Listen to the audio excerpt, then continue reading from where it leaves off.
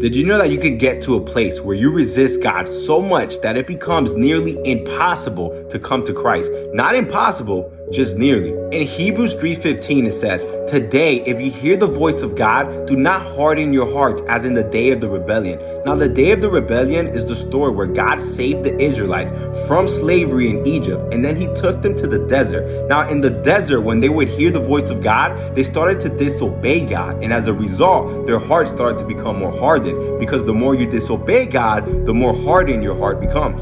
The key word here is today. Today, if you hear his voice, do not harden your hearts. It doesn't say next week. It doesn't say when the time is right. But why the urgency?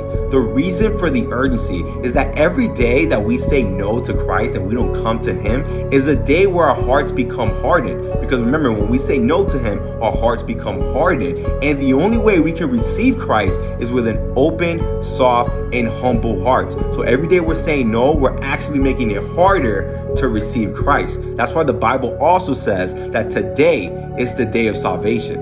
In Revelation 3:20, it also says that Jesus is standing knocking at the door. So he is knocking at the hearts of every human being. And then it says, whoever opens the door, he will come in and dine with that person. So it's actually our responsibility that when we hear God's voice, when we hear the knocking, to open the door. But you're only going to open the door when you're actually open to having Jesus come in and dining with you, to having Jesus come into your hearts and making his home with you. So the softer our hearts are, the easier it is to receive Jesus. But then the more hardened our hearts are, then the harder it is to come to Jesus.